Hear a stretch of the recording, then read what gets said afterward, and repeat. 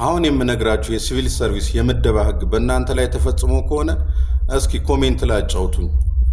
እንግዲህ ምደባ ያላገኙ ሰራተኞች ምን ይሆናሉ የሚል ነው የዛሬው አጀንዳዬ። ዝቅተኛውን ተፈላጊ ችሎታ መስፈርት አሟልተው ለምደባ የተጠየቀውን ሁሉ መስፈርት አሟልተው በምደባ የማይካተቱ ሰራተኞች አሉ እና እነዚህ ሰራተኞች ምንድነው የሚሆኑት? የሲቪል ሰርቪስ ከምደባ ጋር ተያይዞ ያለው መመሪያ ምን ይላል የሚለውን ነገር እንጫወታለን። ከናንተ ማል ተፈላጊ ችሎታ መስፈርቱን ዝቅተኛው መስፈርት አሟልቶ ሌሎች የሚጠየቁ የብቃት ምዘና ፈተናዎችን ሁሉ አልፎ መመደብ ያልቻለ ሰው ምን እንደሆነ መጨረሻ ላይ እንዲያጫውተኝ እፈልጋለሁ።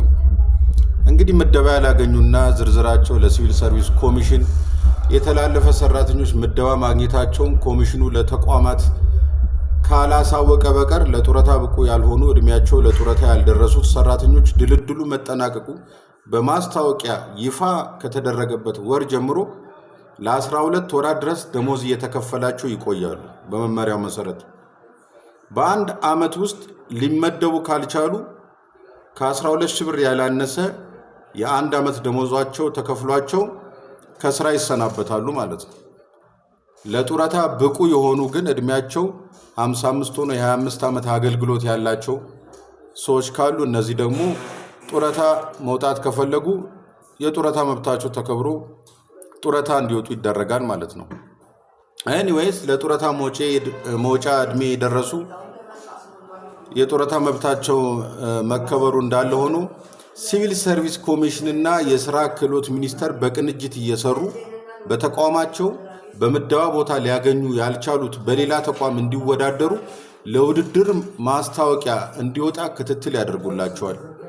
እናም በተቋማት ሁላ ምደባ ካልተደረገላችሁ ሌሎች ተቋማት በእናንተ ተቋም ውስጥ ተወዳድራችሁ ሳትመደቡ ቀርታችሁ በ12 ወር ጊዜ ውስጥ ማለት ነው በሌሎች ተቋማት በሚወጡ ማስታወቂያዎች ላይ ተወዳድራችሁ መመደብ ካልቻላችሁ ከስራ ትሰናበታላችሁ ማለት ነው። ከስራ ስትሰናበቱ የ12 ወር ደሞዛችሁ ከ12,000 ብር ያላነሰ ማለት ነው ይከፈላችሁና ከስራ ነው የምትሰናበቱት።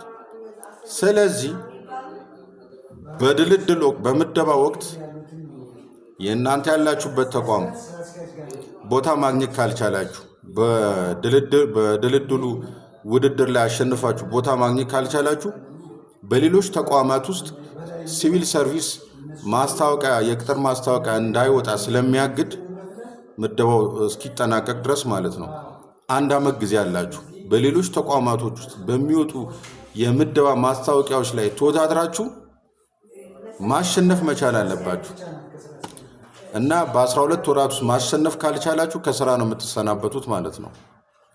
ዋቢ ያደረኩላችሁ መመሪያ የምደባ ያላገኙ የሲቪል ሰርቪስ ሰራተኞች በተመለከተ የወጣው መመሪያ ነው። መልካም ቀን። ሪፖስት እያደረጋችሁ